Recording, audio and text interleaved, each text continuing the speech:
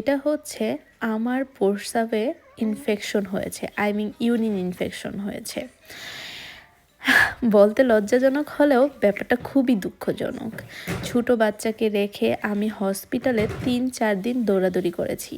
আপনারা যারা ইউরোপে থাকেন তারা হয়তোবা জানেন, ঘন্টার পর ঘন্টা ইমার্জেন্সিতে বসে থাকতে হয়। আমি আমার পার্সোনাল ডাক্তার সানডেতে পাইনি, কারণ সানডে সব কিছু বন্ধ। যেহেতু আমি আর কোনোভাবেই নিজেকে আটকে রাখতে পারছিলাম না, আমি সরাসরি গিয়েছি আমার যেখানে ডেলিভারি হয়েছে সেইখানে।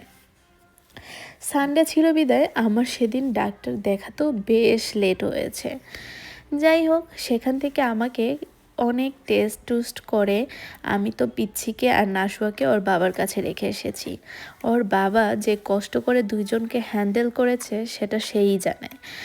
আসলে আমি এর জন্যই বারবারে বলি যে দেশের বাহিরে মানে কতটা কষ্ট করা লাগে, কারণ একা একটা মানুষকেই সব কিছু সামলাতে হয়।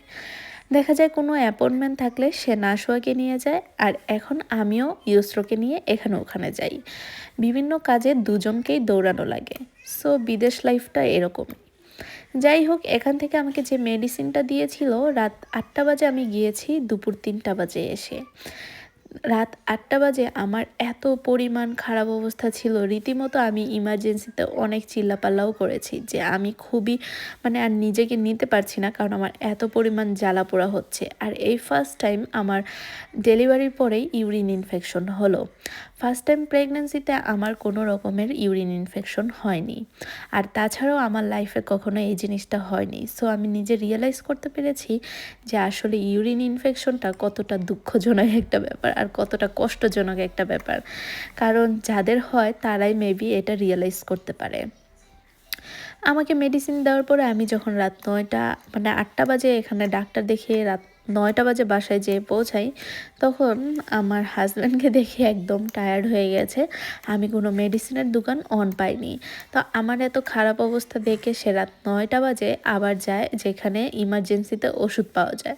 আমার বাসা থেকে প্রায় যেতে 40 মিনিট টাইম লাগে। তো সেখান থেকে সে ওষুধ নিয়ে আসতে আসতে রাত 10টা বাজে। তারপরে হচ্ছে আমি ওষুধ খেয়ে একটু ঘুমাতে পারি।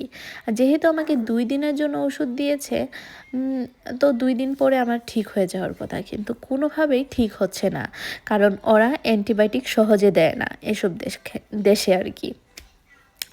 যাই হোক, তারপরে আমি আবার আরেকটা ডাক্তারের কাছে যাই। সে হচ্ছে আমার যেখানে হচ্ছে গিয়ে পার্সোনাল ডক্টর, সেখানেই যাই। সেই পার্সোনাল ডক্টরটা কিছুদিনের জন্য ছুটি আছে, তাই অন্য একজন